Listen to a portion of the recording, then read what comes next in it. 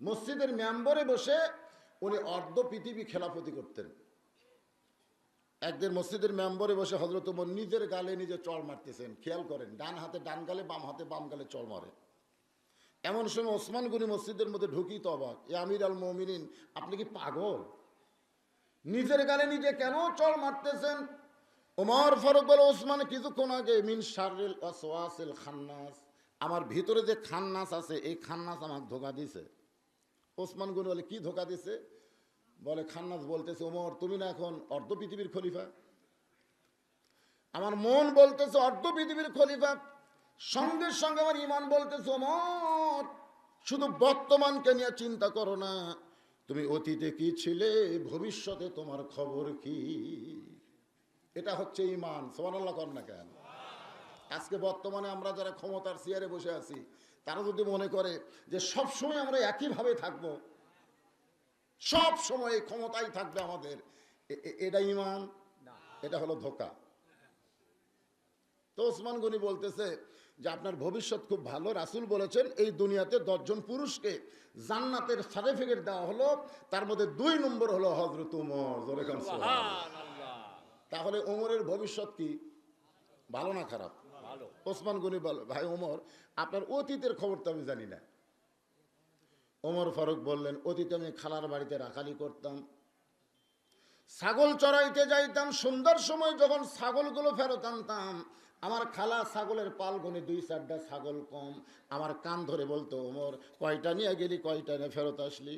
আমি ছাগল গুনে দিকে 2-4টা কম পড়ে গেছে, আমি এক দৌড়ে গিয়া পাহাড়ের পাদদেশে সমস্ত এলাকা ছাগল খুঁজে খুঁজে কুড়ে নিয়ে যখন খালারে জমা দিতাম, খালা মাথার চুল ধরে বলতো, ওমর যেই ভুল আজকে করেছো এই ভুল যদি আগামীকাল করো তোমার রাখালির চাকরি কিন্তু ক্যান্সেল হয়ে যাবে। আমি খপ করে খালার পা ধরে বলতাম, খালা আমার রাখালির চাকরি ক্যান্সেল করে দিলে আমি থাকবো কোথায়, খাবো কি? একদিন যে উমর রাখালির চাকরি রক্ষার জন্য খালার পা ধরে কেঁদেছে, আজকে সেই উমরকে আল্লাহ অর্ধ পৃথিবীর খলিফা বানাইছে। এটা উমরের যোগ্যতায় নয়, এটা কেবলমাত্র আল্লাহর কোরআনের ওসিলা।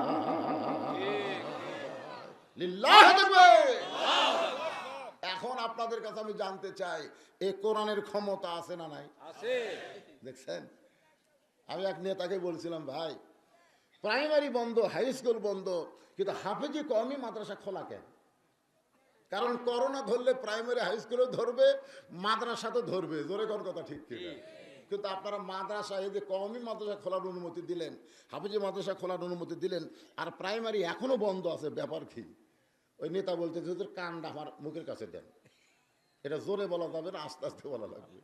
তো আমার কান, ওর মুখ লিয়ে এসে আমার কানের কাছে বলতে, হুজুর আসল কথা হলো প্রাইমারি হাই স্কুল নাপাক আর মাদ্রাসা হলো পাক। কারণ এই করোনা নাপাক লোক বেশি ধরে। আমার কানে কানে কইছে যে হাই স্কুল প্রাইমারি এর হলো নাপাক, এরকে শিক্ষা নাপাক, এর ওযু গোসল লাগে না, যে কোনো অবস্থায় ওরা শিক্ষা পড়তে পারে। ধরে কোন কথা ঠিক কিনা? আর মাদ্রাসায় তারা পড়ে, এরা পাক হুজুর, কারণ পাক না হলে পবিত্র কোরআন স্পর্শ করা যায় না। এই জন্য অনুবীক্ষণ যন্ত্র দিয়া গোটা বাংলাদেশের সমস্ত কওমি মাদ্রাসা খুঁজে দেখেছে, একটা ছাত্রকেও করোনা ধরেনি। ধরে কোন কথা ঠিক কিনা? কি বুঝতেছেন? কোরআনের ক্ষমতা নাই? আজকে আমরা কোরআনের ক্ষমতা বুঝলাম না। আমি সরকারকে বলবো, আকডম বাগডম ঘোড়াডম সাজে ঢাক ঢোলক ঝাঁঝর বাজে, এই মিথ্যা শিক্ষা দিয়ে তারা মাস গেলে 35,000 টাকা গুনে নেয়। যে শিক্ষার কোনো দাম নাই, মুসলমানের কাছে যে শিক্ষার কোনো দাম নাই, আর সেই শিক্ষা দিয়ে 35,000 টাকা মাস পায়। আর এই মাদ্রাসার হুজুরগুলা আল্লাহর কোরআনের সহি শিক্ষা দিয়ে টাকা তুলে খাওয়া লাগে। কি বিপদ রে!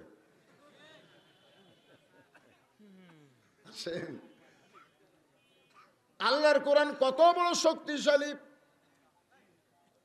এইটা হযরত ওমর নিজে তার জীবনের মধ্যে পেয়ে গেছে। এই জন্য তার মনে বড় সাধনা, কোরআনটা দেখতে কেমন নিজের চোখে একটু দেখবার চাই। আজকে আমরা বাংলাদেশে কোরআন শুনতেছি, সাইদি হুজুর 50 বছর কোরআনের তাফসির করে এখন জেলখানায়। ঠিক?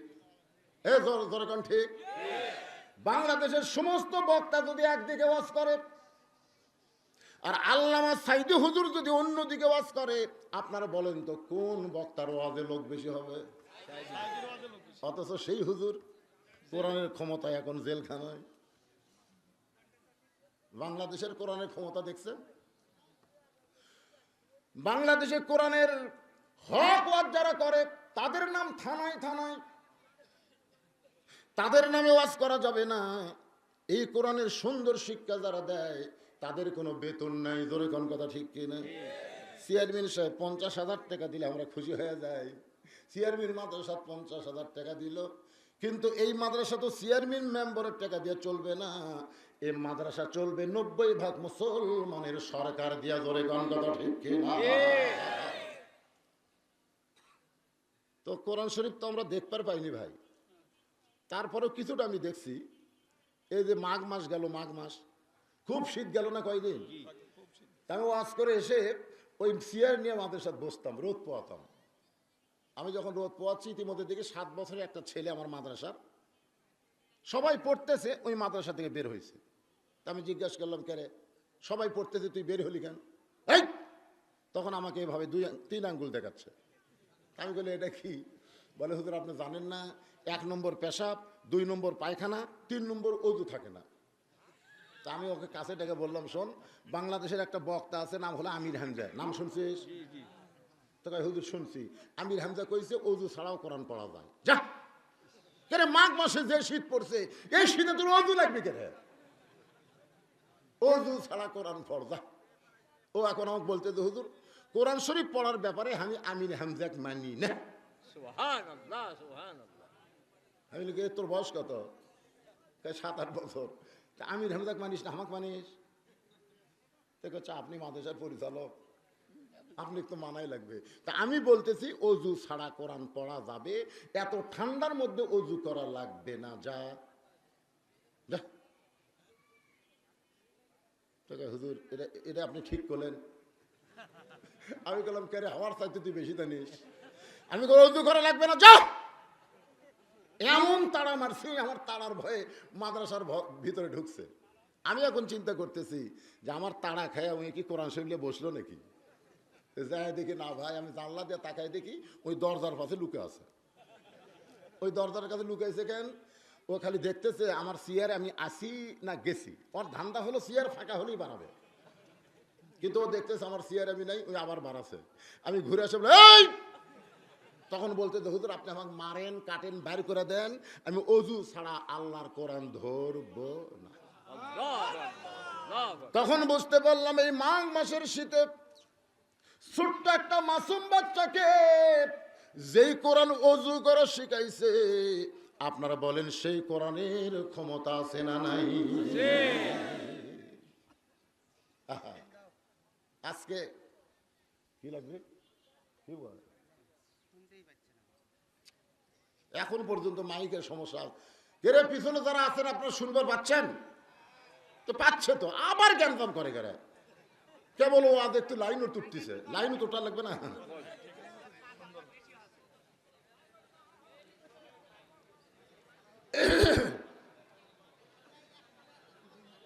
হ্যাঁ,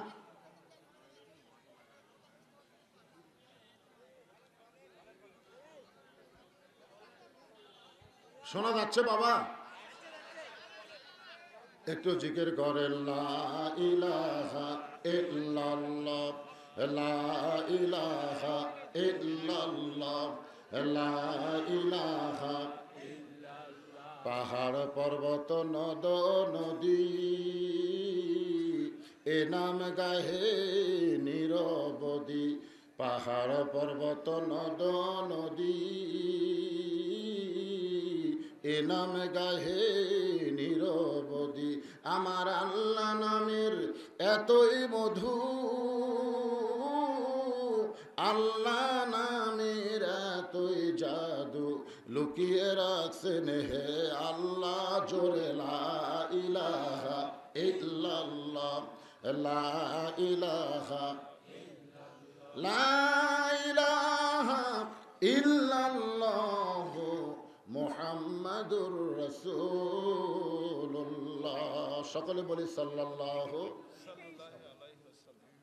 যাই কোরআন বুঝেছে, কোরআনের কিছু পেয়েছে, কোরআনের উপরে তার আকর্ষণ কমেছে না বেড়েছে? হ্যাঁ। আপনারা কি কিছু পাইছেন নাকি? পাইছেন? কি পাইছেন?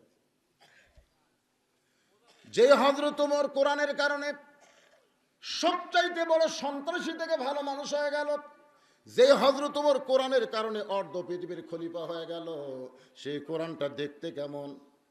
সেই কোরআনটা আসলে দেখতে কেমন? আমি আপনাদেরকে কোরআন দেখাইতেছি, বলেন তো কোরআন দেখতে কেমন? কেমন? ভালো? খুব সুন্দর। তুমি আবার কি করবা?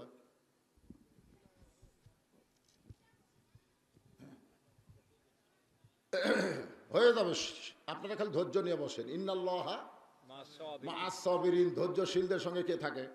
আল্লাহ। এই যে যারা ওঠা বসা করতেছেন, এর সাথে আল্লাহ আছে? আছে। না না, ওঠা বসা যারা করতেছে এর সাথে আল্লাহ আছে? ধৈর্য। ওয়ালা নাবলুওয়ান্নাকুম বিশাইই্যিম মিনাল খাউফি ওয়াল জুই ওয়া নাকসিম মিনাল আমওয়ালি ওয়াল আনফুসি ওয়াস সামারাতি ওয়া বাশশিরিস সাবিরিন। আল্লাহ। নিজের চোখে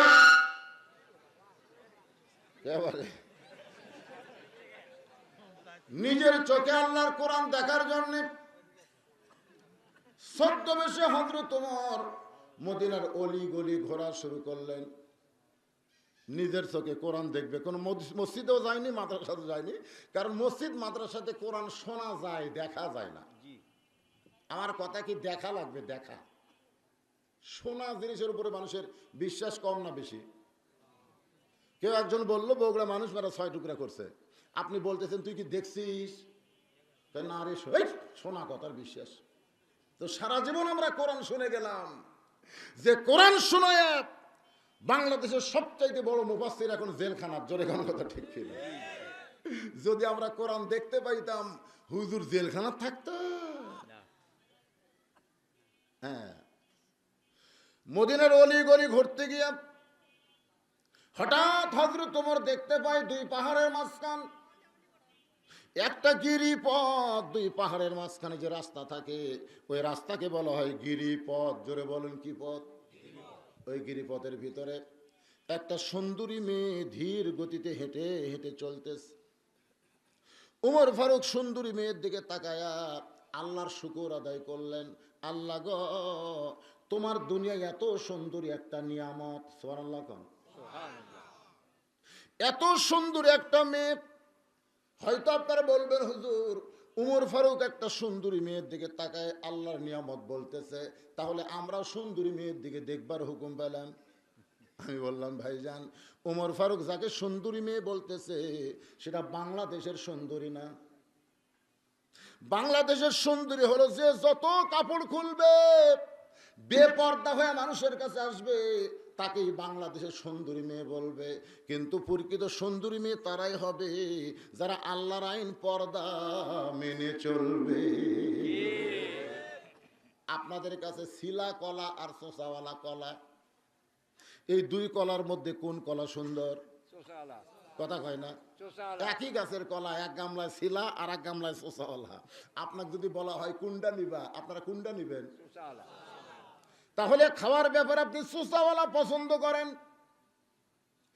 তাহলে আমি আপনাদের বোঝানোর জন্য বলতেছি, বেপর্দা নারী যারা, আপনারা বলবেন শিলা কলা, তারা বলতে পারবেন না? পারবেন? একবার সবাই বলবেন, মুরব্বী যুবক কচি কাঁচা যারা যা আছে সবাই একসাথে বলবেন, তাহলে আমাদের মা গুলা আর শিলা থাকবে না, শিলা আর থাকবে না। কারণ সিলামে সমাজের যুবককে নষ্ট করেছে। আজকে ওয়াজ হচ্ছে না, মাহফিল হচ্ছে না, তাই বলে মনে করেন যে বিজ্ঞাপন দেওয়ালে কম লাগছে, তা কিন্তু না। আমি প্রত্যেকটা দেওয়ালের দিকে তাকাই, এটা বক্তাকের একটা স্বভাব। যে এলাকায় কোন বক্তা চলতেছে, আমার বগুড়াতে কোনো ওয়াজের বিজ্ঞাপন নাই, তবে দেওয়ালগুলো ভরে গেছে, কে কিসের বিজ্ঞাপন দেয়? তো গাড়ির থেকে নামা দেখি লেখা আছে কলিকাতা হারবাল। কলিকাতা হারবাল, সেই বিজ্ঞাপন কলিকাতা হারবাল।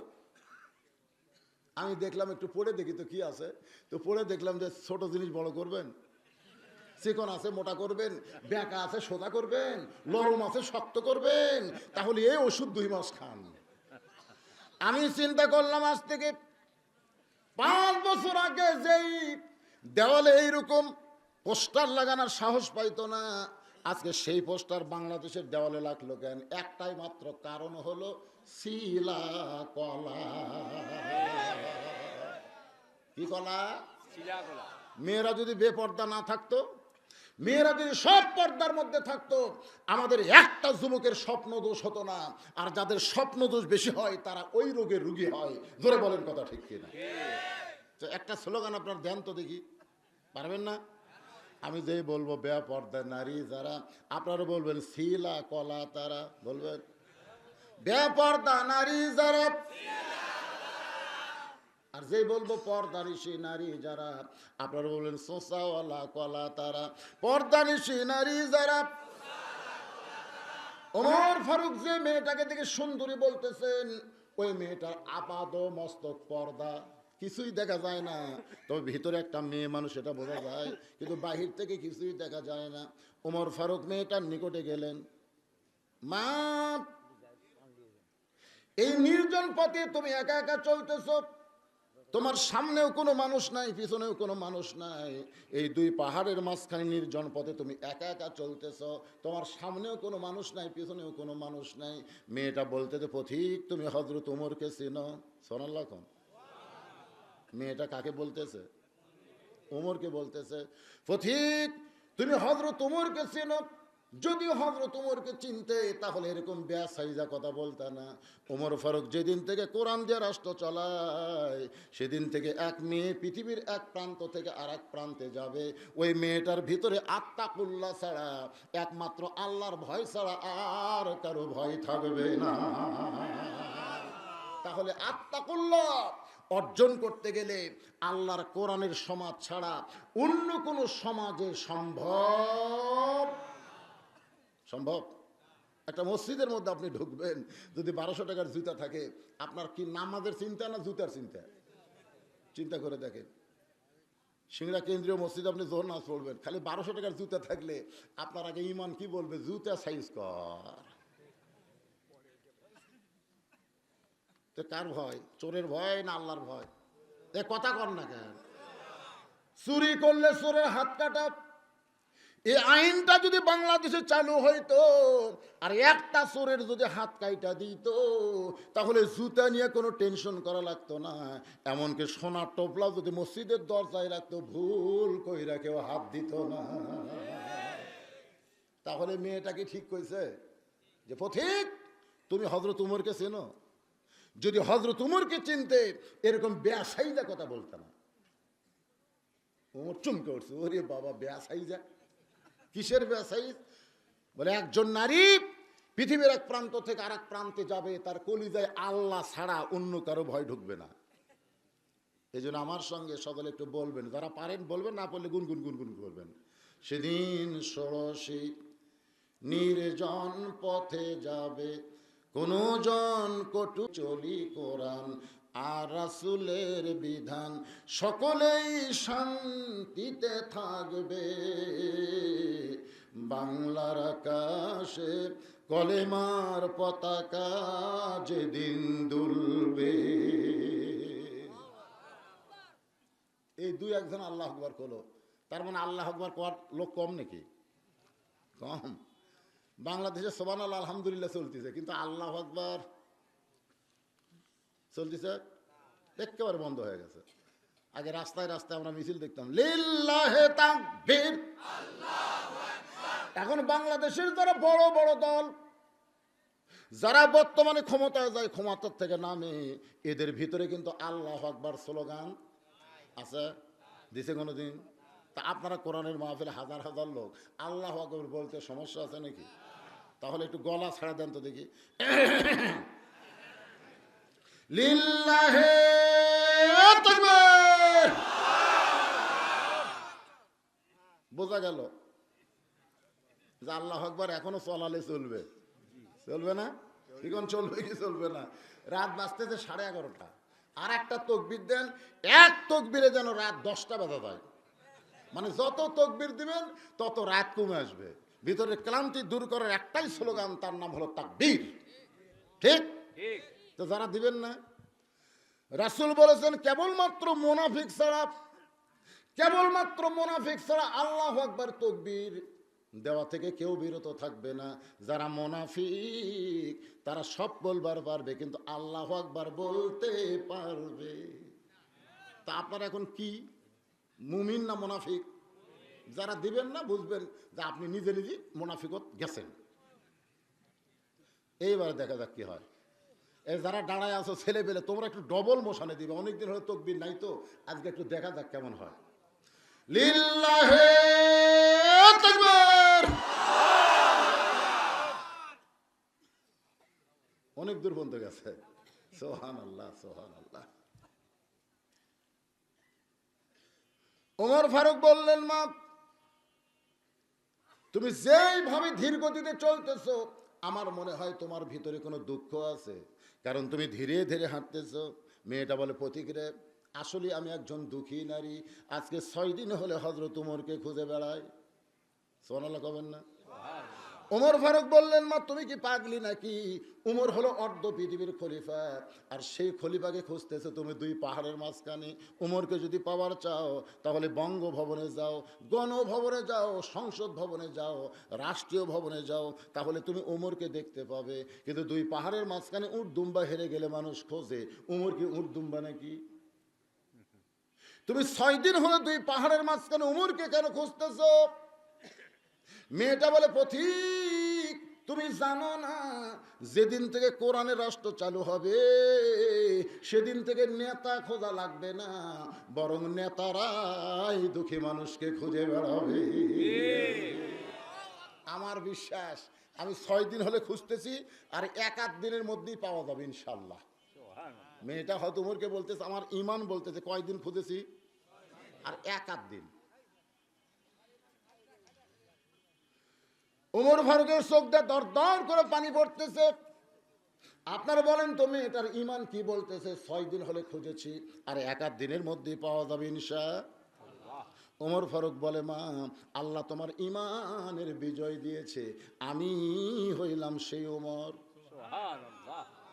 মেয়েটা বলতেছে, আমির আল মুমিনিন, তাহলে আপনি চোরের মতন একা একা কেন ঘুরতেছেন? অর্ধ পৃথিবীর খলিফা হইয়া আপনার সামনেও কোনো পুলিশ নাই, পিছনেও কোনো পুলিশ নাই, কোনো র্যাব নাই, কোনো স্যামসিয়া নাই, একা একা কেন ঘুরতেছেন? আমাদের বাংলাদেশের অনেক নেতা আছে, আছে না নাই? একলা ঘরে না। এ কথা একলা ঘরে এমন বড় বড় নেতা আছে, আশেপাশে পুলিশ দেখলে মনে হয় এটা নেতা ঘুরতেছে না, পুলিশ চোরকে পাহারা দিচ্ছে। ধরে কোন কথা ঠিক কি না? একটু মনোযোগ দিবেন। উমর ফারুক বললেন, মা ওয়া ইজা তুলিয়াত আলাইহিম আয়াতুহু জাদাতুহুম ঈমানা ওয়া আলা রাব্বিহিম ইয়াতাওয়াক্কালুন। উমর ফারুক বলে, মা যেদিন থেকে কোরআনের রাষ্ট্র চালু হবে সেদিন থেকে কোন নেতা ঘুরতে গেলে র্যাব লাগবে না, পুলিশ লাগবে না, স্যামসা লাগবে না, কারণ নেতার বডিগার্ড স্বয়ং আল্লাহ হয়ে যায়।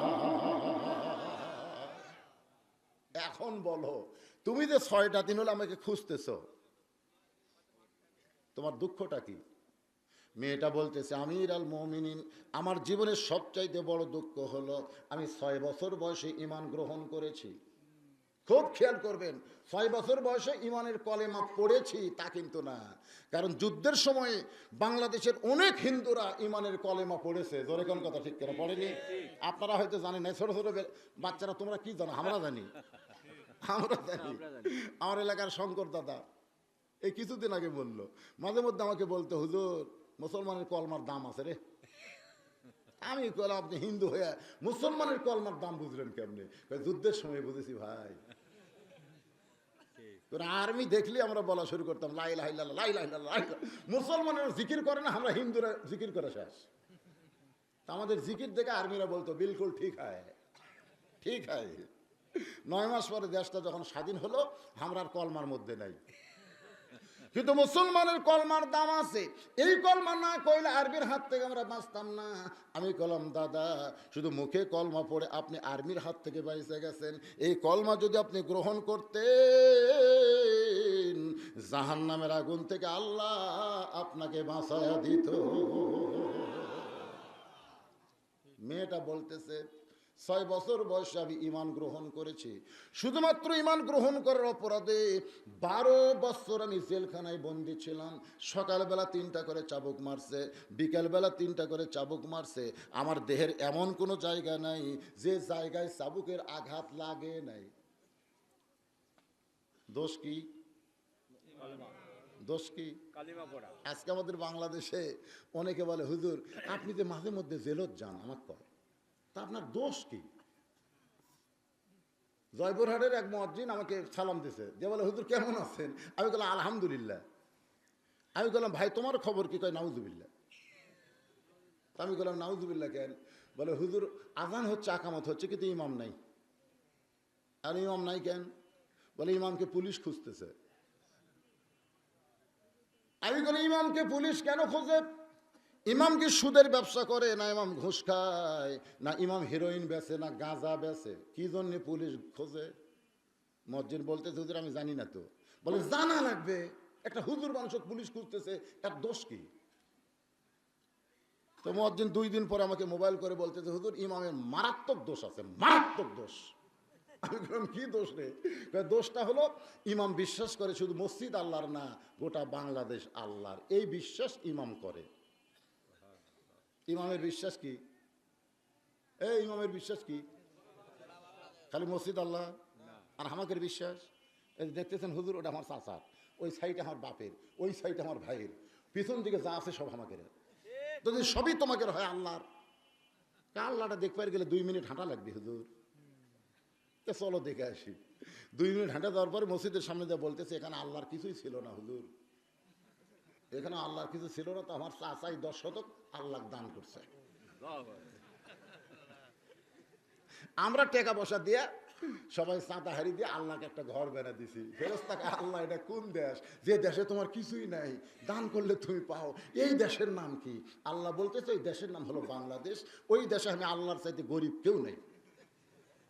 বর্তমানে আল্লাহ বাংলাদেশের সব চাইতে কি? কথা কর না কেন? কথা কর, বোঝেন না আপনারা? আজকে নিজের বাড়ি কোটি কোটি টাকা খরচ করে তৈরি করে, এরকম লোক আছে না নাই? আর আল্লাহর ঘর তৈরি করবার যা ভিক্ষা করে, ভিক্ষা করে। আল্লাহ রাসূল বলেছেন যে আল্লাহর ঘর তৈরি করে দিবে, আল্লাহ তাকে জান্নাতে একটা ঘর দিবে। কত বড় কথা রাসূল বলেছেন, তারপরে ভিক্ষা করা লাগে। এর এত বড় কোটিপতি তোমরা 7 তলা 5 তলা বানাও, তোমাদের বাসার বানানোর আগে একটা মসজিদ বানাও, বানাও। বিশ্বাস না করলে আমার মাদ্রাসায় গিয়ে দেখবেন আমি নিজে যে টাকা ওয়াজ করে কামাই করছি। 17 বছর তো আমাকে ফাঁকি মারছেন, এটি আমি আগে ওয়াজ করিনি, করিনি। একদিন দিয়েছেন 800 টাকা, একদিন দিয়েছেন 1200 টাকা। এই কয় টাকা দিয়েছেন আমার? আমি 800-1200 টাকার বক্তা, ওয়াজও শেষ, আমার খাওয়াও শেষ। 2007 সালে যখন আমার সাহাবী মারা গেল অ্যাক্সিডেন্ট হয়ে, তখন থেকে চিন্তা করলাম আমিও তো যে কোনো সময়, জোরে কোন কথা ঠিক কিনা, মরে গেলি শেষ। আমি তখন থেকে যে টাকা যে দেন, এই টাকা জমা জমা জমা জমা আমি মাদ্রাসা মসজিদ তৈরি করেছি এককভাবে, যেখানে পৃথিবীর একটা টাকাও কারো কাছ থেকে দান সদকা নেই নাই। কারণ আমার ঘর যদি আমি দান সদকা ছাড়া করতে পারি, তো আল্লাহর ঘর করতে পারবো না কেন? জোরে কোন কথা ঠিক কিনা? তো আমি আমার ঘর করতে, আপনারা আপনার বাসা করতে কিন্তু ভিক্ষা করছেন, কথা কর না কেন করছেন? তো মাদ্রাসা করতে ভিক্ষা করেন কেন? প্রকৃত মুসলমান যারা হবে তারা নিজের বাড়ি না করে আগে নবীর বাড়ি করবে, আল্লাহর ঘর করবে। জোরে কোন কথা ঠিক কিনা? তা আমি বললাম ইমামের তাহলে দোষ কি? কয় মারাত্মক দোষ।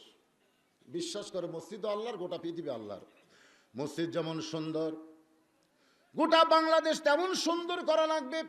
এই প্রসেসের দল ইমাম করে, এইটা যেন কে থানায় খোঁজ দিছে, তারপর থেকে পুলিশ ইমামকে খুঁজতেছে।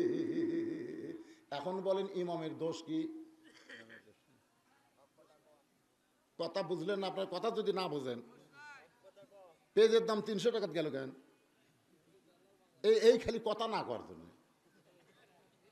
খালি দুই জায়গার যে গরম, বইয়ের কাছে গরম আর দোকানদারের কাছে গরম। এই এক পদে দোকানদার 2 কেজি করে নেন, কথা ঘোষ কেন এক পদে? গরম হয়ে এক পদে বাড়িতে গেছে, যায় বইয়েরও কয় এই কম করে খা, প্রধানমন্ত্রী কইছে পেঁয়াজ ছাড়াও তরকারি হয়। খালি দুই জায়গাত গরম, তৃতীয় জায়গাত কোনো গরম নাই। যেটি গরম হলে পেঁয়াজের দাম কমবি, ওই জায়গাত গরম নাই। তা আমি জনগণকে বললাম, কে ভাই যে হারে বাড়তিছে রে, কিছু একটা করা হোক। জেলত যাবেন? দরকার নাই, না খেয়ে থাকবো, জেলত যাবো না, খালি একটাই ভয়, না জানি কি হয়। কথা কয় ফিস ফিস করে, জোরে কয় না। শোনেন, দুই দল মানুষ আসতে কথা কয়, একটা হলো মেয়ে মানুষ, মেয়ে মানুষ কথা জোরে বললে পর্দার খেলাফ হয়, আর একটা হলো চোরের দল, চোরের দল। এই চোরের দলেরা জোরে কথা কয় না, ধরা পড়ার ভয়। আপনার কি মেয়ে মানুষ? আপনার কি চোর? তাহলে কথা কর না কেন?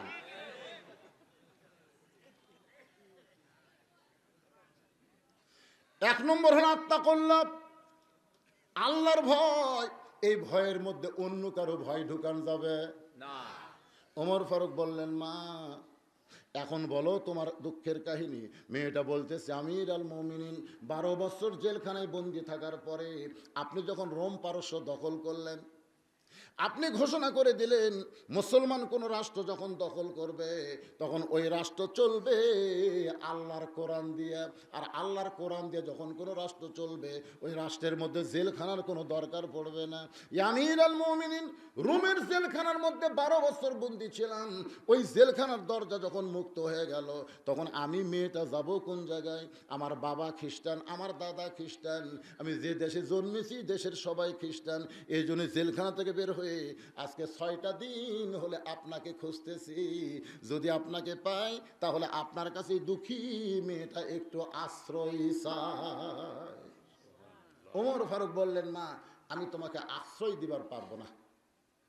মেয়েটা বলতেছে, আমি একজন দুঃখী মেয়ে, আপনার কাছে আশ্রয় চাইলাম, আপনি আশ্রয় কেন দিবেন না? ওমর ফারুক বললেন, মা ইসলাম কোনদিন কাউকে আশ্রয় দেয় না, বরং ইসলাম মানুষকে অধিকার দেয়। মেয়েটা বলল, তাহলে ইসলাম আমাকে কি অধিকার দিল? আপনারা মায়েরা যারা বসে আছেন পর্দার অন্তরে শোনেন, ইসলাম আপনাদের কি অধিকার দিছে শোনার দরকার আছে না নাই? ওমর ফারুক বললেন, মা এখন তোমার বয়স কত?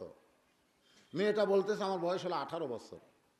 ওমর ফারুক বললেন, আমার একটা ছেলে আছে, 6 লক্ষ হাদিসের হাফেজ, 6 ফুট লম্বা, গায়ের রং সেই ফর্সা, দেখলে খালি কলিজা ভরে যায়।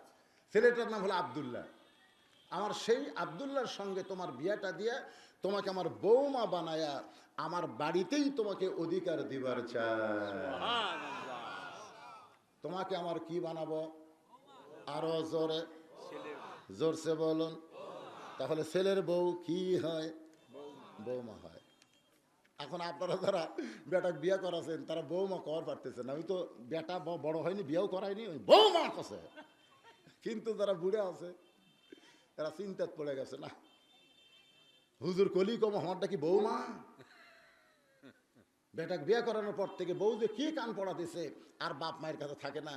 বেটা এখন থাকে নাটোর শহরে, বউ নিয়ে থাকে, বাসা করছে। আর বাবা থাকে এই একটা গ্রামে, এটা এক গ্রামের নাম কি? খরস্বতী। ধরেন খরস্বতী, বাবা খরস্বতী থাকে, আর ছেলে বউ নিয়ে থাকে নাটোর শহরে। বাবা অসুস্থ হয়ে গেছে, নাটোরের বড় ডাক্তারকে বাবা দেখাতে গেছে। দেখেন তো আমার ভিতরে কি অসুখ, এত রুগীর ভিড়, দেখতে দেখতে রাত 9টা বেজে গেছে। এখন বাপ চিন্তা করে, এই 9টার সময় খরস্বতী কেমনে যাই? মন বলতে থেকে খরস্বতী যাওয়া লাগবে, তোর বেটার বাসা নাই। মন যা বেটার বাসার যা। রাত 9টার সময় বেটার বাসার দরজা, বেটার নাম হলো আব্দুল্লাহ। বেটার নাম কি? নাম ভালো তো স্যার, নাম ভালো আব্দুল্লাহ। আব্দুল্লাহ চমকে উঠছে।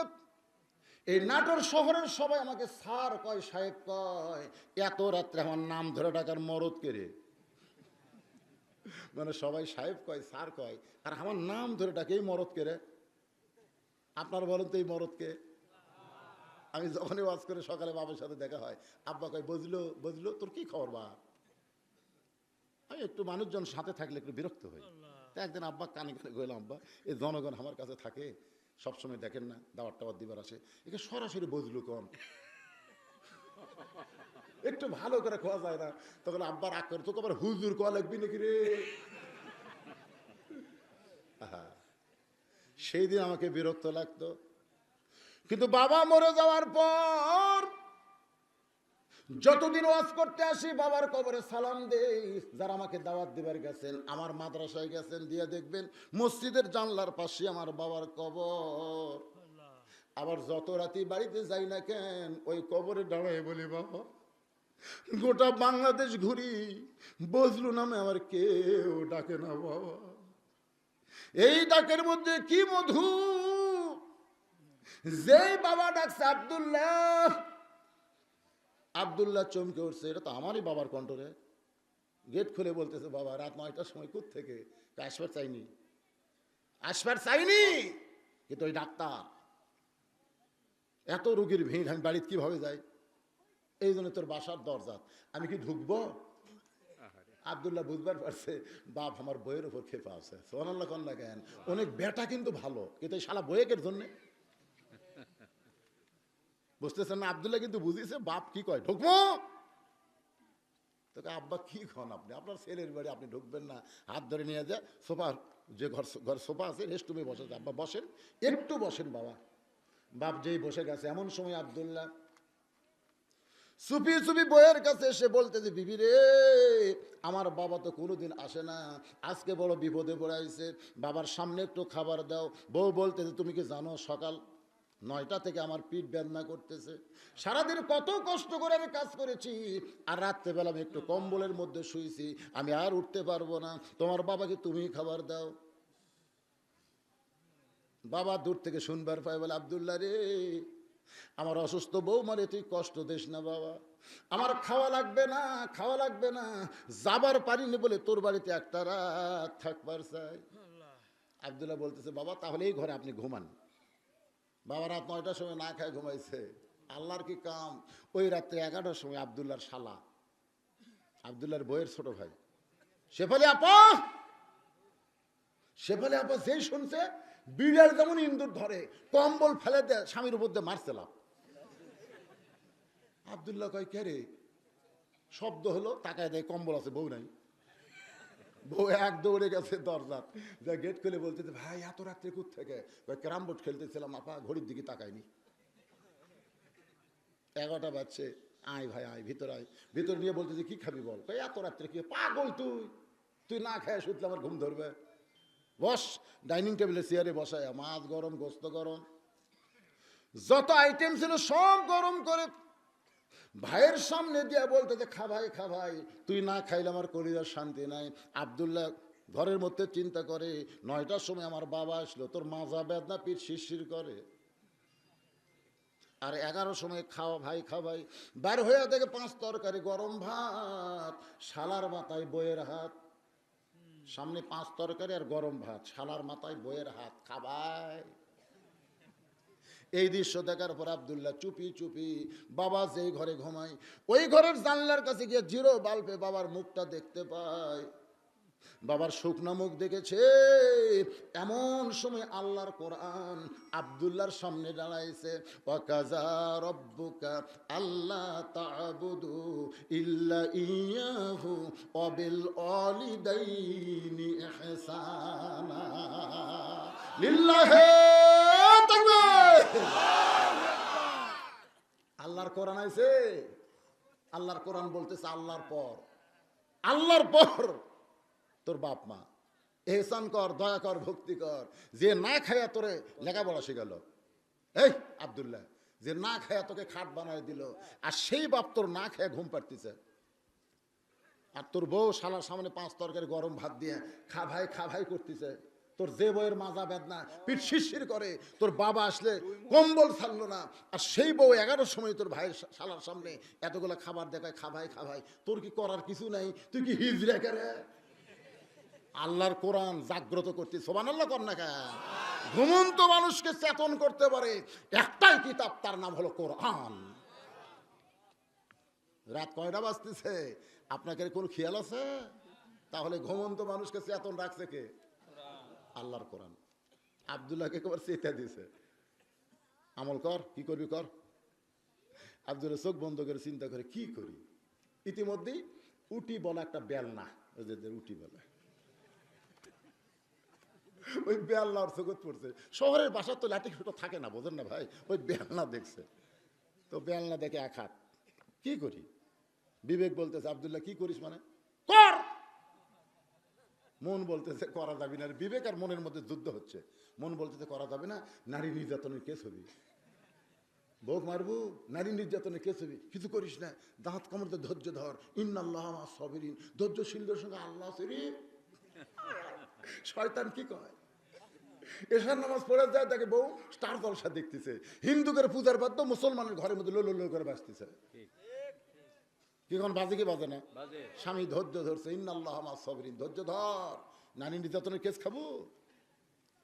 বিবেক বলতেছে আব্দুল্লাহ জাগামো তোমার, কোন কেস হবে না। পিছন দিকে তাকায় দেখে উঁচা হয়ে আছে, ওই উঁচা জায়গার মিডল পয়েন্টে বিসমিল্লাহ করে একটা বাড়ি মারবি, দেখাবারও পারবে না, কেসও হবে না। পাঁচগুলি এক জায়গায় মারলে তো পুলিশ দেখাবি রে। বিবেক বলতেছে জাগামো তোমার, তাকে দেখে ওর বইয়ের পিছন দিকে উঁচা হয়ে আছে, বুঝতেছেন না? বিড়াল যেরকম ইন্দুর ধরে ওই রকম ওই ওই যে বেলানটা লুকে লিয়া বইয়ের পাশে খাড়া আছে। বইয়ের পাশে যে স্বামী খাড়া আছে, বইয়ের হুঁশি নাই, হুঁশি নাই। ওর ভাই আর এক টুকরা খা ভাই, আর এক টুকরা খা ভাই। কতগুলো বউ কিন্তু এরকম আছে, যখন দেখবেন তার বাপের বাড়ির কেউ আসে তখন হুঁশ থাকে না। জোরে কোন কথা ঠিক কিনা? বাপের বাড়ি কেউ আসলে আর এক টুকরা খা ভাই। আব্দুল্লাহকে আমার বাপ না খেয়ে আছে, আর তোর ভাই খাবি না, জোর করে খাওয়াস। আরো ভিতর খালি জায়গায় উঠছে, উঁচা জায়গায় বিসমিল্লাহ কয়ে এত জোরে একটা বাড়ি মারছে, কারণ বিসমিল্লাহ করি ওই বাড়িটা আল্লাহর ইবাদতের মধ্যে চলে যাবে। জোরে কোন কথা ঠিক কিনা? বিসমিল্লাহ থাকা মানে ইবাদত, বিসমিল্লাহ মানে কি? ইবাদত। বিসমিল্লাহকে মাইরিয়া দিছে ভাই। এদিকে বলদ লাত্তি মারলে শব্দ হয়, ঠিক ওই একই শব্দ। বউ একদিকে দৌড়, শালা একদিকে দৌড়, দুইজন দুই দিকে দৌড় মারছে। শালা চিল্লায় বলে দুলা ভাই এত রাত্রে আমার বোনকে মারলেন কেন? আব্দুল্লাহ বলতো তোর বোন আমার কে হয়? তুই যে বললি আমার বোনকে মারলেন কেন, তোর বোন আমার কে হয় ক? আমার বোন তো আপনার বউ হয়। তাহলে তুই কি জানিস রে শালা, আদরের বউকে আমি কেন মারলাম? যে বউকে নিয়ে আমি শহরে বাসা করেছি, তোর বোনের জন্য আমি কোটি টাকার লোন নিয়েছি, শুধু তোর বোনের সুখের জন্য আমি এত কষ্ট করেছি। কারণ আল্লাহ কোরআনে বলেছেন হুন্না লিবাসুল্লাকুম ওয়া আনতুম লিবাসুল্লাহুন্না। স্বামী হলো বিবির পোশাক, বিবি হলো স্বামীর পোশাক, বউটা হলো আদরের জিনিস। রাসূল বলেছেন আমি যখন ঘরের মধ্যে বসে আছি, দরজা খোলা, এমন সময় আয়েশা ঘরের মধ্যে ঢুকলো, আমার অন্তরে এত আদর জমে গেল। জোরে কান সুবহানাল্লাহ। আমি যে আল্লাহর নবী এই কথা ভুলে গিয়ে আমি একজন স্বামী হইয়া সঙ্গে সঙ্গে দরজা বন্ধ করে দিলাম, জানলা বন্ধ করে দিলাম। আয়েশা থরথর করে কাঁপতেছে। রাসূল বলে আয়েশা কাঁপো কেন? বলে ইয়া রাসূলুল্লাহ আপনার জুতার পরশে আল্লাহর আরশ ধন্য হয়ে গেছে, যদি আপনার সঙ্গে কোনো বেয়াদবি হয়। রাসূল বলে আয়েশা একজন নবীর জুতার পরশে আল্লাহর আরশ ধন্য হয়েছে, একজন নবীর। আয়েশা বলে হুজুর আপনি তো সেই নবী।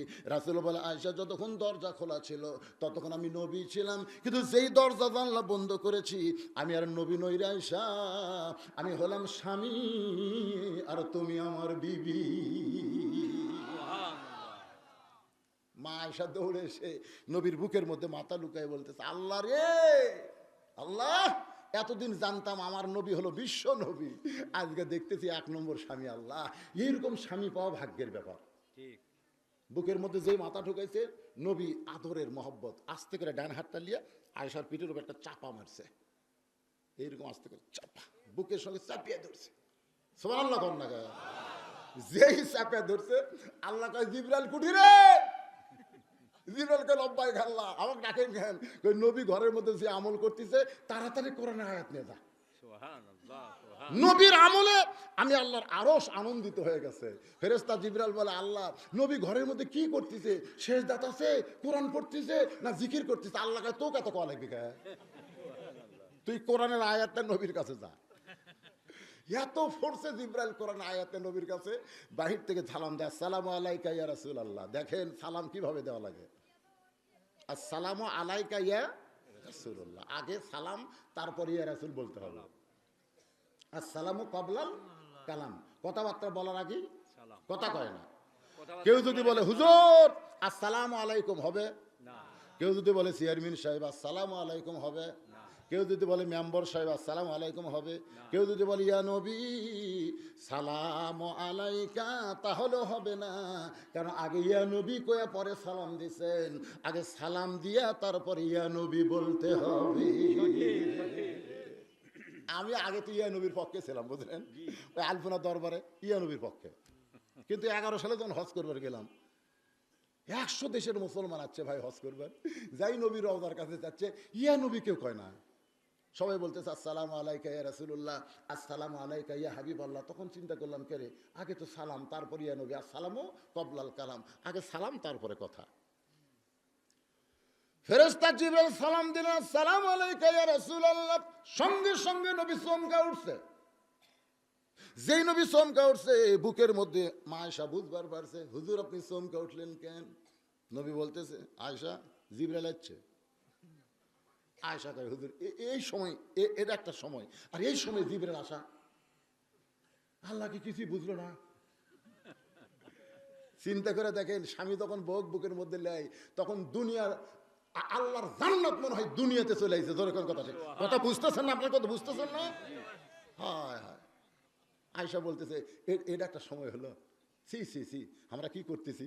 আর রাসূল বলতেছে আয়েশা চিন্তা করো না, কারণ আমি আর তুমি যে কাম করতেছি একমাত্র আল্লাহ ছাড়া পৃথিবীর কেউ জানে না, কারণ দরজা জানলা বন্ধ। আমরা স্বামী স্ত্রী গো, আমরা প্রেম করি দরজা জানলা লাগে দিয়ে, আর এই সব বেহুদ্দেরা 14 ফেব্রুয়ারি পালন করে কাতি মাসে কুত্তার মতন খোলা থাকা। জোরে কোন কথা ঠিক করে, ভ্যালেন্টাইন ডে এই যে বেহুদ্দেরা, বাংলাদেশে বেহুদ্দা দিবস গেল না গেল, কিছুদিন আগে 14, এটা তো এখনো শেষই হয়নি। এই ফেব্রুয়ারি মাসের 14 তারিখ বেহুদ্দা দিবস, কাতি মাসা কুত্তা দিবস। আল্লাহর বান্দার একটু মনোযোগ দেন। নবী বলেন জিবরাইল এই মুহূর্তে আমার সালাম দেওয়ার কারণ কি? জিবরাইল বলে হুজুর আপনি ঘরের মধ্যে কি করতেছেন? আল্লাহ জানে আমি জানি না, জানবার চাইলে আল্লাহ খেপে গেছে। হুজুর ঘরের মধ্যে কি আমল করতেছেন? এই আমলে আল্লাহর আরশ পর্যন্ত আনন্দিত হয়ে গেছে। আল্লাহ তাআলা আয়াত নাজিল করেছেন, হুন্না লিবাসুল লাকুম ওয়া আনতুম লিবাসুল লাহুন্না। আব্দুল্লাহ শালাকে বলতেছে তোর বোন আমার কে হয়? বলে বউ হয়। তোর বোনকে আমি বউ হিসেবে আদর করি, কিন্তু আজকে কেন মানলাম কেন? শোন, শালা কয় আমাকে মারবেন নাকি? না রে পাগল, মারবো না, তোকে একটু দেখায় আয়। বাবা সেই ঘরে ঘুমাইছে, বলতেছে দেখ তো ঘরের মধ্যে কে শুয়ে আছে। বলে আপনার বাবা কখন আইছে? বলে 9টার সময়। তুই আইছিস কখন? কই 11টার সময়। 9টার সময় যখন বাবা আইছে তোর বোন কইছে মাজা বেদনা, পিঠ শিরশির করে, কম্বল থেকে উঠলো না। আমার বাবা রাগ করে না খেয়ে ঘুমায় গেল। আর 11টার সময় তোর সেই বোন 5 তরকারি গরম ভাত, তুই খাবার চাস না, তারপরে জোর করে খাওয়াই। এখন বল রে শালা, বল আমার আমল কি? শালা বলতেছে আমল হলো আর একটা বসানো, আর একটা মারেন। এই মানুষের জাত না, এই আপনার বাড়ি জ্বলাচ্ছে আর আমার বউ আমার বাড়ি জ্বলাচ্ছে, এই শালাকে খালি মাজার উপর মারা লাগবে, একে পাশা বরাবর ধরে গেলে আরেকটা মারেন। হ্যাঁ শালাই বলতেছে আর একটা মারেন। এই মানুষের জাত। এই বাপের বাড়ির আত্মীয় আসলে সমানে খিলাই, আর শ্বশুরের বাড়ির আত্মীয়কে 2 চোখে দেখবার পারে না, এরা মানুষের জাত। কি মনে করতেছেন এরা মানুষের জাত? আপনাদের বউগুলার খবর কি? বাপের বাড়ি কেউ আসলে ওরে বাবা রে, আর যদি শ্বশুরের বাড়ি চাচা শ্বশুর ডাকে বৌমা, আমি তো আপনাকে চিনি না, ও তো চিনিস না। আর ওর বাপের বাড়ি একটা ফকিরে যদি আসে, চাচা কেমন আছেন চাচা? বা আমি তো তোমাকে গ্রামের ফকির। ফকির হলে কি হবে? আমাদের গ্রামের চাচা। মায়েরা বুঝতে চায় ওয়াজ কাক কয়, ইয়ারা আসে না গেছে? যদি থাকে তাহলে বুঝতে পারবেন। ওমর ফারুক বললেন আমার আব্দুল্লাহর সঙ্গে তোমাকে বিয়ে দিয়ে তোমাকে আমার বৌমা বানায়া আমার বাড়িতেই তোমাকে কি অধিকার দেবার চাই। ও মা, এই মুহূর্তে তোমার সবচাইতে বড় অধিকার হলো ভালো একটা ছেলের সঙ্গে বিয়ে বসা। এখন বলো তো, আমি যে ছেলের খবর দিলাম সেই ছেলে কি তোমার পছন্দ হয়? ছেলেটার যোগ্যতা হলো 6 লক্ষ হাদিসের হাফেজ। সুবহানাল্লাহ খান। লম্বাই হলো 6 ফুট, গায়ের রং ফর্সা, সেই রকম সুন্দর, দেখলে কলজা ভরা যায়। সেই ভালো ছেলেটার সঙ্গে তোমার বিয়ে হবে, কারণ তোমার অধিকার হলো এই মুহূর্তে একটা ভালো ছেলের সঙ্গে বিয়ে বসা।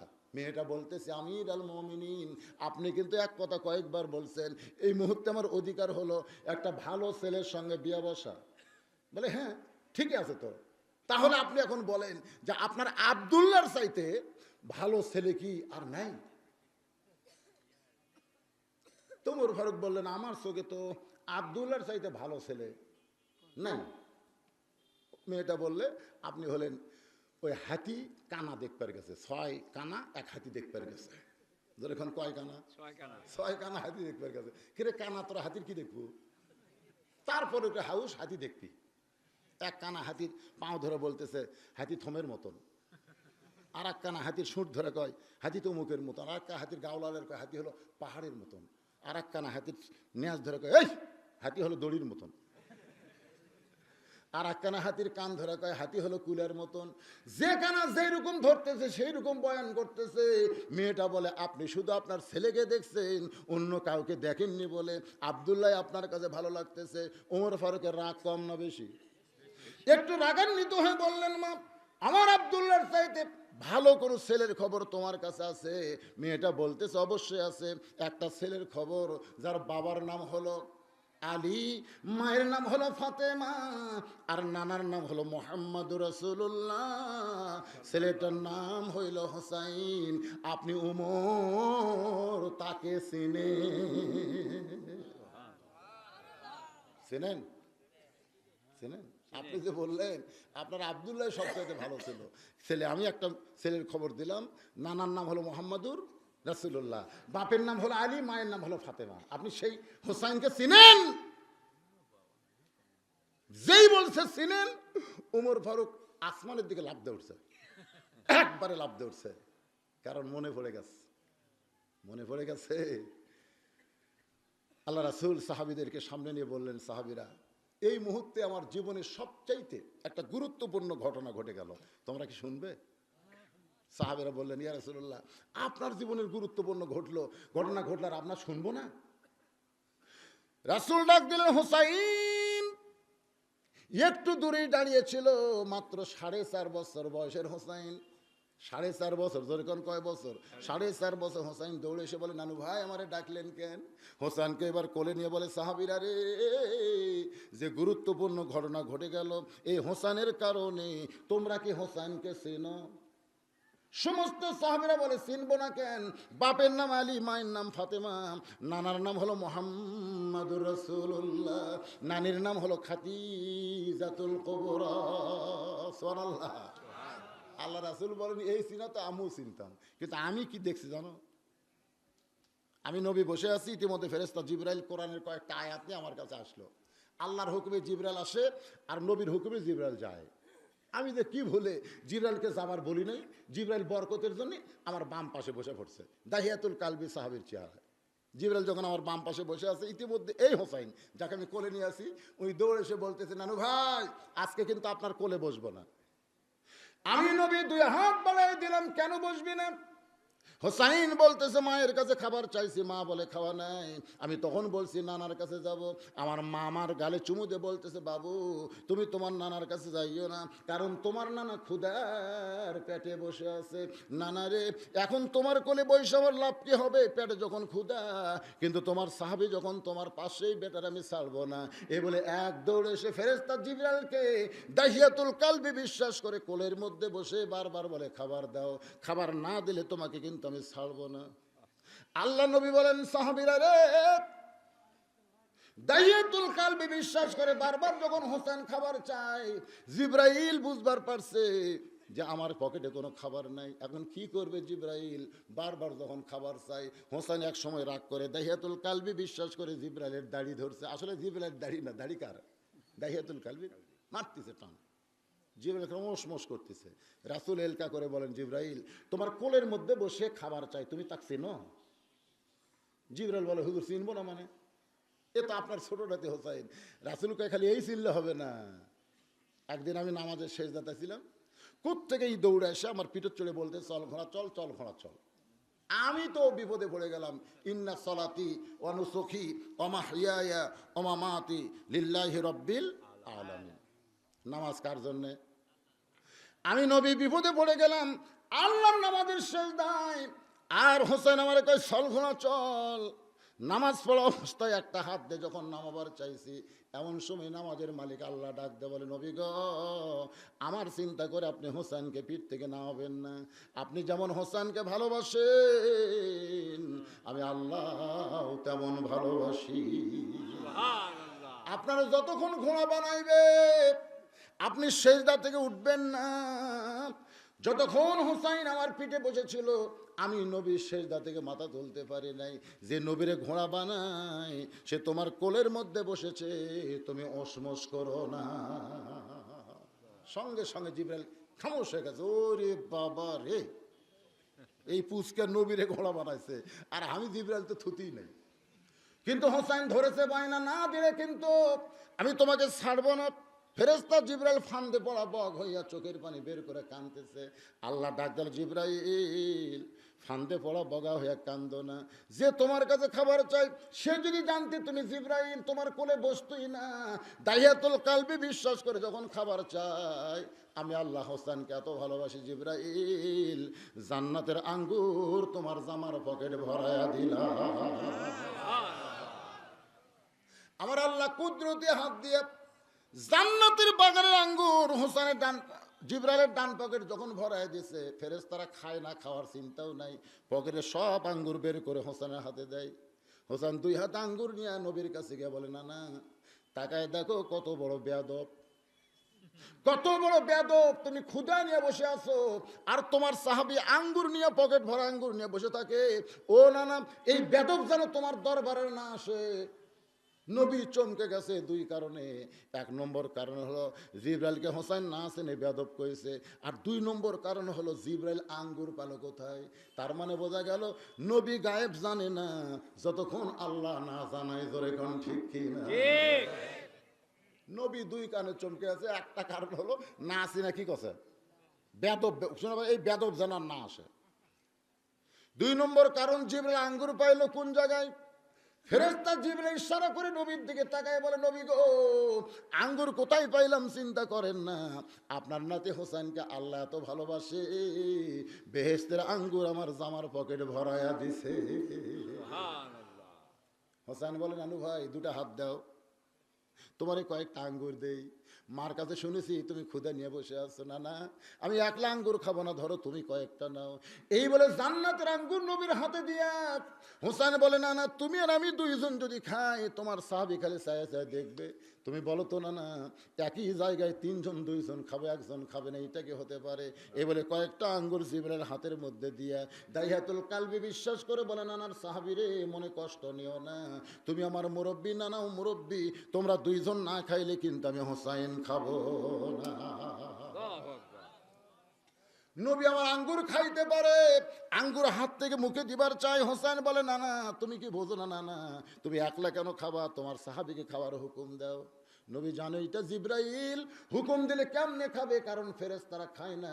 কিন্তু হোসেন না জানার কারণে ধরেছে বায়না, তোমরা 2 জন না খাইলে কিন্তু আমি খাবো না। অনেক সময় হয়ে যায়, কেউ খাওয়া হয় না। এবার হোসাইন নবীর কাছে গিয়ে বলে, না না, দাও তোমার আঙ্গুর ফিরায় দাও, কারণ তোমার সাহাবী একলাই খাবে, আমাদেরকে খাইতে দিবে না। তাকায় দেখো খালি আঙ্গুর দেখে আফসোস করে, কিন্তু মুখে তুলে দেয় না। দাও না না, দাও তোমার আঙ্গুর দাও। নবীর কাছ থেকে যখন হোসেন আঙ্গুর নিবার চায়, এমন সময় আল্লাহ ডাক দা বলে, রে জিবরাইল, আমি আমার নবীকে এত ভালোবাসি, আর যে তোমাকে দাওয়াত দিয়েছে সেই হোসেনকে এত ভালোবাসি। এই 2 জনকে ভালোবাসার কারণে আজকে যতক্ষণ তুমি দাহিয়াতুল কালবি সাহাবীর চেহারায় থাকবে, ওই আঙ্গুরগুলো খাওয়ার ক্ষমতা তোমারে দিয়া দিলাম। আল্লাহ নবী বলেন, সাহাবীরা রে শোনো, আমার হোসেনকে কি তোমরা চিনো? যেই হোসেন জিবরাইলের কাছ থেকে আঙ্গুর চায়, দাহিয়াতুল কালবি বিশ্বাস করে আল্লাহ তাআলা জান্নাতের আঙ্গুর দেয়, আজকে সেই হোসেনকে তুমি চিনো? মেয়েটা বলতেছে, আমিরুল মুমিনিন, আপনার চোখে আব্দুল্লাহ ইবনে ওমর হলো সবচাইতে ভালো, কিন্তু আমার চোখে হোসেনের চাইতে ভালো ছেলে এই পৃথিবীতে আর কেউ না। আপনি বলেছেন আমার অধিকার হলো ভালো একটা ছেলের সঙ্গে বিয়ে বসা, তো যেখানে হোসাইন আছে সেখানে আব্দুল্লার সাথে আমি বিয়ে বসবো কেন? ওমর ফারুক তো এমন কথা বলেছে, আর কোনো কথা আছে? কবর জগতের ওয়াজ করলে সবাই খুশি হবে। কবর জগৎ আসলে কবর কি? আপনাদের কাছে কবর নেই তো প্রথম শুরু করছিলাম, কিন্তু যেদিন ডাক পড়িবে কন, কিন্তু যেদিন ডাক পড়িবে কবর মাঝে যাইতে, জোগাড় কিছু করছো বন্ধু তার মাঝে বিছাইতে। ঠিক না? ঠিক এ কথা কোন ঠিক? কিন্তু যেদিন ডাক পড়বে, যখন আমরা দোয়া করি দোয়াটা শামিল হন। আবার ওয়াজ আমি ফেরত আসতেছি। দোয়াটা হলো রব্বানা, পড়েন রব্বানা আতিনা ফিদ দুনিয়া হাসানাতাও ওয়া ফিল আখিরাতি হাসানা ওয়া কিনা আযাবান্নার। এই দোয়ার মধ্যে আমরা কি বলতেছি? যার দুনিয়া সুন্দর হবে তার আখিরাত সুন্দর হবে। হযরত আলী ঘরের মধ্যে ঢুকছে, অন্দরমহলে ঢুইকা দেখে ফাতেমা এক হাতে জাঁতা ঘুরাইতেছে আর এক হাতে আল্লাহর কোরআন তেলাওয়াত করতেছে। সুবহানাল্লাহ। এটা স্বামী যখন অন্দরমহলে গেছে, যা দেখে বইয়ের আমল, এক হাতে এরকম বাম হাতে জাঁতা ঘুরাই আর ডান হাতে আল্লাহর কোরআন তেলাওয়াত করতেছে। হযরত আলী আসমানের দিকে তাকায় বলে, মাবুদ আমি গরিব হতে পারি কিন্তু আমার ঘরটা গরিব না, আমার ঘরটা যেন আল্লাহর জান্নাত হয়ে গেছে। সঙ্গে সঙ্গে মা ফাতেমা জাঁতা ঘুরান বাদ দিয়া কোরআন তেলাওয়াত বাদ দিয়া স্বামীর সামনে খাড়া হয়ে বলে, স্বামী গো কি প্রয়োজনে আপনি অন্দরমহলে ঢুকছেন? ওগো স্বামী। আলী বলতেছেন, ফাতেমা তুমি জাঁতা ঘুরান বাদ দিলা, কোরআন তেলাওয়াত বাদ দিলা, কারণ কি? ফাতেমা বলতে, স্বামী গো আল্লাহ রাসূল বলেছেন স্বামী যখন তোমাদের কাছে আসবে তখন দুনিয়ার কোনো কাম করা যাবে না, একটা মাত্র কাজ হলো স্বামীর কাছে দাঁড়ানো। সুবহানাল্লাহ। হযরত আলী ফাতেমাকে বুকের মধ্যে নিলেন, আদর করলেন, সোহাগ করে বললেন, ফাতেমা তুমি ঘরটা যেমন সুন্দর করেছো আল্লাহ তোমার ঘরটাও যেমন সুন্দর করে দেয়। ফাতেমা বলে, স্বামী গো আপনি কোন ঘরের কথা বলতেছেন? কোন ঘরের কথা বলতেছেন? আলী বলে, ফাতেমা তুমি কোন ঘরকে সুন্দর করতে বলো? ফাতেমা বলে, স্বামী আমার দুনিয়ার কোনো ঘরের সৌন্দর্যের দরকার নাই, আল্লাহর কাছে দোয়া করবেন আল্লাহ যেন আমার কবরের ঘরটা সুন্দর করে দেয়। আলী বলতেছে, ফাতেমা কবরের ঘর সুন্দর কেন লাগবে? কারণ কবরে মানুষ মরে যাওয়ার পর জান্নাতে চলে যাবে। ফাতেমা কান্দের বলে, স্বামী আল্লাহর নবী বলেছেন সর্বশেষে যেই ব্যক্তি মৃত্যুবরণ করবে ওই ব্যক্তিকে কবরের ঘরে 40,000 বছর থাকা লাগবে। জোরে বলেন কত হাজার বছর? 40,000 বছর থাকা লাগবে। চিন্তা করে দেখেন আমার মা বোনেরা যারা আছেন একটু মনোযোগ দিয়ে শুনবেন। মা ফাতেমা যখন মারা গেছে, মা ফাতেমা মরে যাওয়ার পরে তার কবর কিন্তু রাত্রিবেলায় দেওয়া হয়েছে। আমরা যারা হজ করেছি ভাইজান, আমরা সৌদি আরব গিয়া ওই জান্নাতুল বাকি যখন জিয়ারত করতেছিলাম মদিনায় জিয়ারত করতে গিয়া আমার জীবনে বাস্তব প্রমাণ এটা হয়েছে। আমি যখন পূর্ব কোণার দিকে যাচ্ছি জিয়ারত করতে করতে কতগুলো পুলিশ এসে আমাদের সামনে দাঁড়ায় বললেন, মামনু কুল্লু হারাম, ওই দিকার যাওয়া চলবে না, ওই দিকার যাওয়া চলবে না। আমরা সবাই ব্যাক চলে আসলাম। চিন্তা করলাম গোটা জান্নাতুল বাকি জিয়ারত করব, যেই কবরের মধ্যে 10,000 সাহাবী ঘুমায় আছে। জোরে কান সুবহানাল্লাহ। তাহলে কেন ওই সাইডে যাওয়ার দিল না? কিছুই বলা যাবে না, কারণ ওটা বাংলাদেশের পুলিশ যদি হইতো 20টা টাকা পকেটের মধ্যে ঢুকাই দিলেই যাবার দিত, কিন্তু সৌদি মদিনার পুলিশ কোনো ঘুষ টুস খাবে নাকি? চলে আসলাম, জোহরের নামাজ আদায় করে দিই। জোহরের নামাজ আদায় করলাম, মসজিদ নববীর মধ্যে ভাইজান ওই জায়গায় একটা বুড়ো মানুষ, একেবারে অতব্য বুড়া, যেখানে মানুষজন এরকম জুতা রাখে, ওই জুতা যখন নিয়ে যায় ওই জুতার ধুলা পড়লে ওই বুড়াটা ওই ধুলাটা নিয়ে নিজের সিনার মধ্যে মালিশ করে। বাজান রে, যেখানে মানুষ জুতা রাখে এই পাগড়ি দিয়ে ওই জায়গাটা সে পরিষ্কার করে। আমি মনে করছি লোকটা মদিনার কোনো মুরব্বী হবে। আমাদের কাছে এসে আমাদের দিকে তাকায় তাকায় বুঝলাম এজলেস ইয়া শায়েক, মুরব্বী আল্লাহর বান্দা বসে হাসেন, কিন্তু মুরব্বী মুচকি মুচকি হাসতেছে। আমি কইলাম হাসেন কেন? বলে হাসার কারণ হলো আপনি আমাকে কি বলতে চান, আমার চেহারা দেখে আপনার কি মনে হয়? আমি কইলাম মনে হয় মুরব্বীর কোনো, মদিনার কোনো মুরব্বী। বুড়ো মুচকি মুচকি হাসার বলে আমি মদিনার কোনো মুরব্বী না, আমি হলাম বাংলাদেশের একজন মানুষ, এই মদিনায় থাকতে থাকতে মুরব্বী হয়ে গেছি। আমি বললাম মুরব্বী কত বছর হলো আপনি মদিনায় আছেন? বলে স্বাধীনতা যুদ্ধের আগে এই মদিনায় আইছি, স্বাধীনতা যুদ্ধের আগে। তাহলে কত বছর এখন চিন্তা করেন। আমি বললাম মুরব্বী আপনি কি বাংলাদেশে ফিরে যাবেন না? মুরব্বী বলে বাজান আমি এই মদিনার মেয়রের কাছে দরখাস্ত করেছি, আমি মরে গেলে আমার কবরটা যেন জান্নাতুল বাকির মধ্যে দেওয়া হয়, কারণ আল্লাহ নবী বলেছেন জান্নাতুল বাকির সাথে জান্নাতের সম্পর্ক আছে, সেই কবরের মধ্যে যদি একটু থাকতে পারি বাবা। তো মদিনার মেয়র আমার দরখাস্ত গ্রহণ করেছে, আমার দরখাস্ত গ্রহণ করেছে, আমি মরে যাওয়ার পর আমার কবর জান্নাতুল বাকির মধ্যে দাফন হবে। তাহলে আমি বাংলাদেশে কেমনে যাব বাবা? কারণ যে কোনো সময় আমার মৃত্যু হবে। যদি বাংলাদেশে বৌসল দেখবার যায় আর বাংলাদেশে যদি আমার মৃত্যু হয়, তাহলে তো আমি জান্নাতুল বাকিতে থাকতে পারবো না। এই জন্যে বাংলাদেশের লোককে টাকা পয়সা দিয়া আমি মদিনায় নিয়ে আসি, কিন্তু আমি মদিনা ছেড়ে কোনোদিন বাংলাদেশে যাই না। আমি বললাম মুরব্বী এই 50 বছর হলে আপনি যখন মদিনায় আছেন, তাহলে আপনি বলতে পারবেন ওই জান্নাতুল বাকির পূর্ব কোনায় আমরা যাবার চাইলে পুলিশ কেন আমাদের বাধা দেয়? মুরব্বী বলে হুজুর আপনি জানেন না, ওই জান্নাতুল বাকির কোন এক জায়গায় ঘুম পাড়তেছে নবীর মা ফাতেমা। আমি বললাম মুরব্বী আপনি ভুল বললেন, আপনাকে বলা লাগতো জান্নাতুল বাকির কোনো এক জায়গায় পূর্ব কোনায় ঘুম পাড়তেছে নবীর মেয়ে ফাতেমা। আপনি নবীর মেয়ে না বলে নবীর মা বললেন। মুরব্বী বলতেছে আপনারা বাংলাদেশের হুজুর ফাতেমাকে নবীর মেয়ে কন, কিন্তু ফাতেমা কিন্তু নবীর মেয়ে না।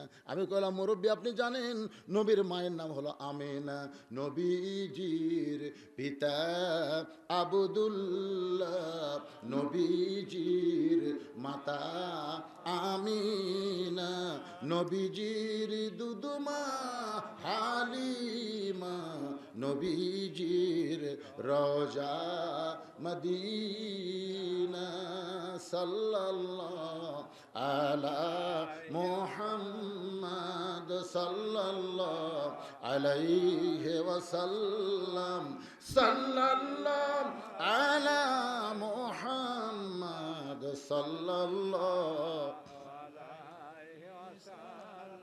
আমার সঙ্গে আরো 6-7 জন ছিল। মুরব্বী কলে চলেন ওপর যাই, ফাতেমা নবীর কে আপনাকে একটু দেখায়। সুবহানাল্লাহ কন না কেন? মুরব্বী আমাদেরকে নিয়ে গেল মসজিদ নবীর উপর তলায়।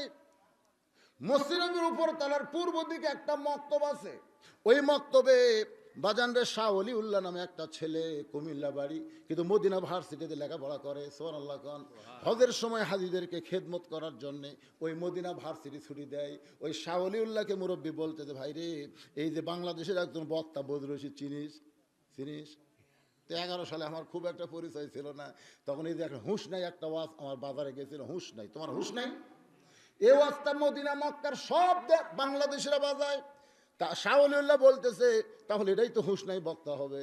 মুরব্বী বলতেছে এর একটু দেখায় দে ফাতেমা নবীর কে। আমি কইলাম শাহ ওলিউল্লাহ ফাতেমা হলো নবীর মেয়ে, আর মুরব্বী বলতেছে নবীর মা ফাতেমা। শাহ ওলিউল্লাহ বলে হুজুর তাহলে একটু বসেন। একটা কিতাব আমার সামনে বের করলো, ওফাউল উফা একটা কিতাব, আরবিতে লেখা, আরবি ইবারত করা। ওই কিতাবের 247 পৃষ্ঠা থেকে আমাকে ইবারত পড়ে শোনানো হচ্ছে। সুবহানাল্লাহ বলে।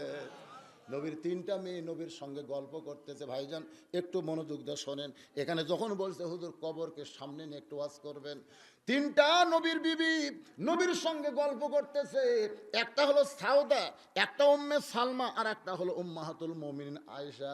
এই 3টা বিবি যখন নবীর সঙ্গে গল্প করে, আপনারা শুনেছেন নবী যখন বইয়ের সঙ্গে গল্প করে তখন নবী হিসাবে গল্প করে না, স্বামী হিসাবে গল্প করে।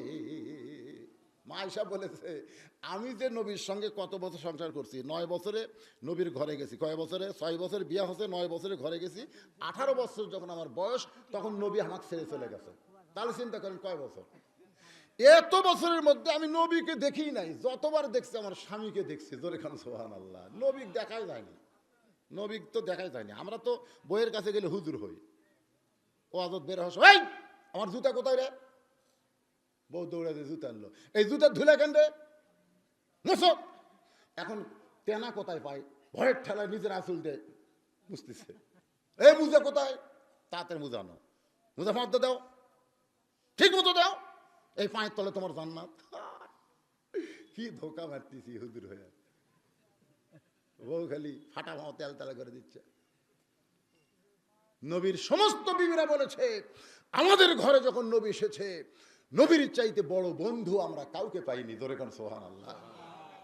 পানি লাগবে, বইয়েরা ঘরের মধ্যে নবী পানি কলস ভরে ভরে পানি এনে বউক দিচ্ছে। বড় মিষ্টি লাউ কাটতে পারতেছে না, মা আয়েশা নবী নিজে কাটতেছে। সুবহানাল্লাহ কর না কেন? আল্লাহর নবী এত সুন্দর একজন স্বামী, একটু খেয়াল করেন, তিনটা বিবির সঙ্গে যখন গল্প করতেছে, এমন সময় নবীর মেয়ে ফাতেমা ঘরের মধ্যে ঢুকছে। আয়েশা বর্ণনা করতেছে ওই ওফা কিতাবের মধ্যে 247 পৃষ্ঠায়। মা আয়েশা বলতেছে, সঙ্গে সঙ্গে নবী দাঁড়িয়ে গেলেন, সঙ্গে সঙ্গে নবী দাঁড়িয়ে গিয়ে সালাম দিয়ে বললেন, মা আপনি কষ্ট করে কেন আমার কাছে আইছেন? আমারে ডাকলি তো আমি আপনার ঘরে যাইতাম। 6 লক্ষ হাদিসের হাফেজা মা আয়েশা একটু চমকে গিয়ে বলে, ইয়া রাসূলুল্লাহ আপনি কি করতেছেন? কার জন্য দাঁড়াইলেন? কাকে সালাম দিচ্ছেন? কাকে মা বলতেছেন? মেয়ে যদি বাবার কাছে আসে, বাবা তো এমন করে কোনো সময় সম্মান করে না। রাসূল বলে, আয়েশা দুনিয়ার সবাই জানে ফাতেমা আমার মেয়ে, কিন্তু নিজের চোখে দেখেছি ফাতেমা হইল আমার মা। আয়েশা বলে, হুজুর তাহলে এই কথাটা আপনি গোপন করবেন কেন? এই গোপন করবেন কেন? বর্ণনা করেন। আল্লাহ রাসূল বলে, আয়েশা তাহলে শোনো, তাইফের ময়দান থেকে রক্তমাখা শরীর নিয়ে যখন মক্কায় আসলাম, ওই সময় আমার বিবি খাদিজা দুনিয়াতে নাই, আমার বিবিও নাই, আমার দরদের চাচা আবু তালেব দুনিয়াতে নাই। ওই সময় আমার দরদের একটাই ছিল, তার নাম হলো ফাতেমা। জোরে কোন তার নাম কি? আমাকে জোর করে উরাতের মধ্যে শোয়া নিয়ে আমার যত জায়গায় তাইফবাসীরা পাথর মারছে, ওই ফাতেমা নরম হাতের মধ্যে গরম জয়তুনের তেল আমার ক্ষতস্থানে যখন মালিশ করে দেয়।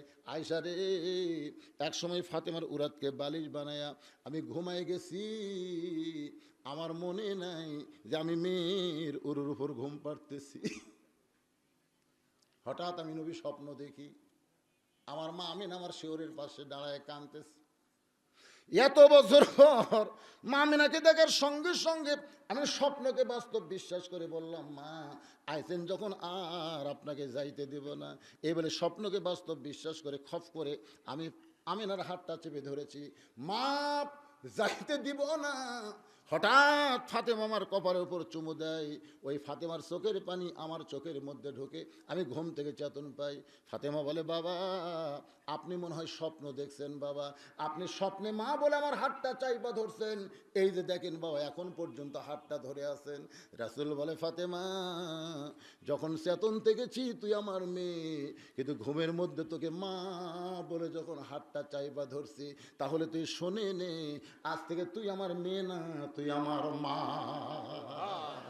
আমি তোরে জন্ম দিয়েছি, তুই আমার মেয়ে, কিন্তু তোর দরদ পেয়েছি, তুই আমার মা। এই মা ফাতেমাকে যখন কবরের মধ্যে নামানো হবে, আবু যর গিফারি বলে, কবর রে, তোর মধ্যে এমন একজন নারীকে রাখা হবে যেই নারীকে নবী মেয়ে হওয়ার পরে মা বলে সম্মান দিয়েছে। কবর রে, খবরদার বেয়াদবি করবি না, তোর মধ্যে এমন একজন মেয়েকে রাখা হবে যার স্বামী হচ্ছে আসাদুল্লাহিল গালিব। খবরদার কবর বেয়াদবি করবি না, তোর মধ্যে এমন একজন মাকে রাখা হবে যার 2টা সন্তান জান্নাতি যুবকদের সর্দার হবে। খবরদার কবর বেয়াদবি করিস না। এই গভীর রাত্রে যেমন আপনাকে গোরস্থান, দিনের বেলা কবর খোঁড়ে, এই গভীর রাত্রে আবু যর গিফারি এই বলে যখন কোদাল মারতেছে, এমন সময় কে যেন গায়েব থেকে বলতেছে, আবু যর তুমি কাকে সাবধান করতেছ? তুমি কাকে সাবধান করতেছ? আজ থেকে কবরকে সাবধান না করে বরং যারা কবরের মধ্যে আসবে তাদেরকে সাবধান করো, কারণ কবর কার মা কার মেয়ে কার বিবে এটা কবর দেখবে না। আপনারা কিন্তু এটা ফাতেমার জন্য চিন্তা করবেন না, এটা ফাতেমার জন্য বলা হয় নাই, বলা হয়েছে আবু যরকে সমস্ত কবরবাসীর জন্য। ধরে কোন কথা ঠিক কি না? কবরবাসীকে সাবধান করে দিও, আমল যদি ভালো হয় তাহলে কবর তার জন্য জান্নাতের ঘর হবে, আর আমল যদি খারাপ হয় ওই কবর তার জন্য জাহান্নামের গর্ত হয়ে যাবে। বাজান, আজকে যারা এই কোরআনের মাহফিল আমরা বসে আছি, যে কোনো সময় আমাদের মৃত্যু হবে। জোরে বলেন কি সময়? যে কোনো সময় আমাদের মৃত্যু হবে। এখন যে কোনো সময় মৃত্যুর আগে আমাদের কিছুটা পাতেও একটু জোগাড় করা দরকার। ছোট্ট একটা কাহিনী আপনাদের শোনাই, এর মধ্যে যে কত শিক্ষণীয় কথা আছে একটু মনোযোগ দেবেন। খলিফা হারুনের দরবারে একটা পাগল মাঝে মধ্যে আসতো, কখনো হাসতো কখনো কাঁদতো। এই পাগলের নাম হলো বাহলুল পাগল। ধরে কন কি পাগল? উজির নাজির মন্ত্রীরা খলিফা হারুনের কাছে প্রোটেস্ট করে বলল, যাবো না, এই পাগল যেন আর রাজ দরবারে না আসে, এই পাগলকে রাজ দরবার থেকে গলা ধাক্কা দিয়ে বের করে দেওয়া লাগবে। খলিফা হারুন বললে, উজির নাজির রে, পাগলকে কোনোদিন ধাক্কা দিলে পাগল যাবে না, বরং পাগল শুয়ে পড়বে। তোরে কোন ঠিক কি না? একে বার করতে গেলে হেকমত করা লাগবে। এবার খলিফা হারুন বাহলুলকে ডাক দিয়ে বলেন, বাহলুল ভাই। বাহলুল যেই কাছে গেছে বলতে যে আমার ভাই বেড়ে ডাকলেন কেন? বলে আমার একটা কাজ করে দেওয়া লাগবে, তুমি পারবা? পাগল বলে, কি কাজ করব? খলিফা হারুন একটা লাঠি দিয়ে বললেন, ভাই এই লাঠিটা তোমারে দিয়ে দিলাম, তোমার চাইতে বোকা মানুষ যদি পাও এই লাঠিখানা তার হাতে দিয়ে দিও। বাহলুল পাগল লাঠি নিয়ে যখন বার হয়ে যায়, খলিফা হারুন বলতেছে, এই পাগল আর কোনোদিন রাজ দরবারে আসবে না।